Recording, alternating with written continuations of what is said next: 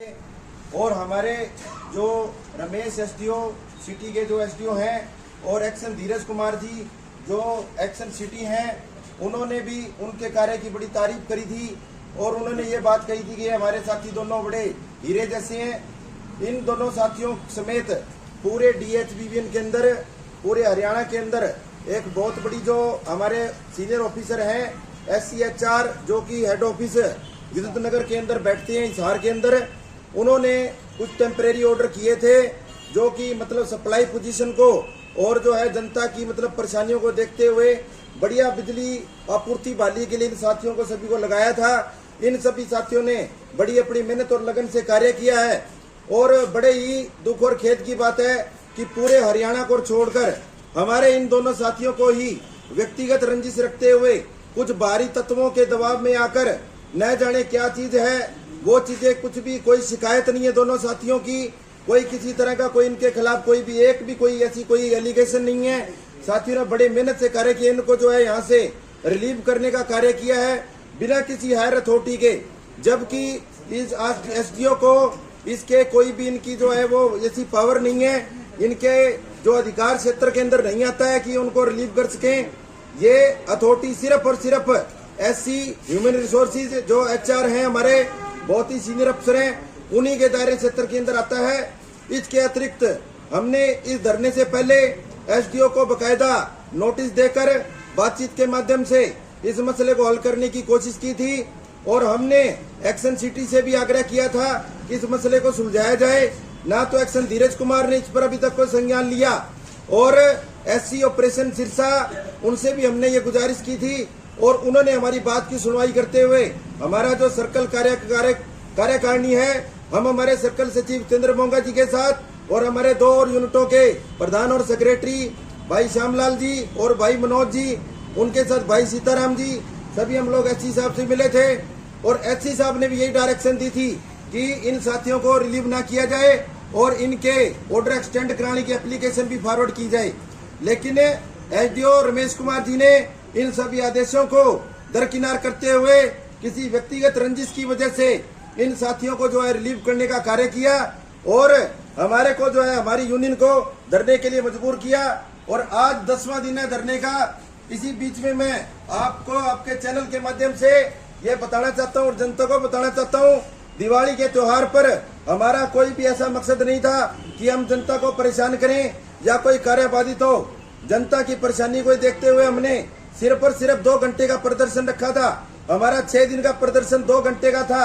हमने CID के माध्यम से भी ये सारी बातें पहुंचाई CID की तरफ और सरकार की तरफ भी, लेकिन इसके अंदर फिर हमारे को 1 घंटा और धरने को बढ़ाना पड़ा। अब हमारा 10 से 1 का धरना चल रहा है और इसी बीच में कल हमारे को बातचीत का निमंत्रण भी आया था।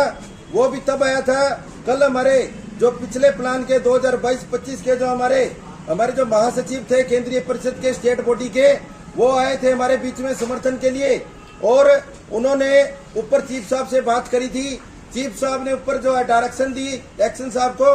तब हमारे पास बातचीत का जो निमंत्रण आया और 4 से लेकर लगभग 5:15 बजे तक हमने बातचीत की SDO से, लेकिन SDO साहब ने हमारी किसी बात के ऊपर ना तो कोई जो वो सकारात्मक हमारी बातों का जवाब दे पाए कि किसके दबाव में और किसके आदेशों से उन्होंने इन दोनों साथियों को रिलीव किया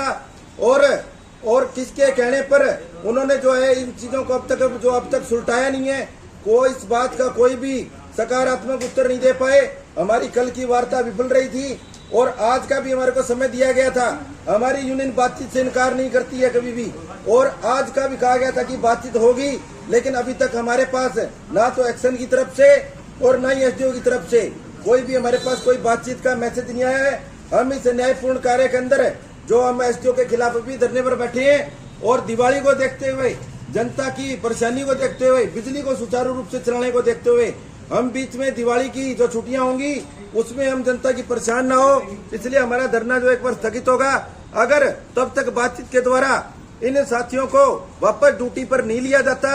तब तक हमारा धरना जारी रहेगा। हमारी केंद्रीय परिषद के भी हमारे पास आदेश है और जैसे ही आगे का हमारा जो भी सिस्टम बनेगा, जो कार्रवाई बनेगी, वो आपके चैनल के माध्यम से आपको दोबारा बताई जाएगी। और मैं बिल्कुल ये कहने में गुरेज नहीं करूंगा कि एक्शन धीरज कुमार जी ने ये सारी की सारी परेशानी खड़ी करने में कोई कसर नहीं छोड़ी है और वो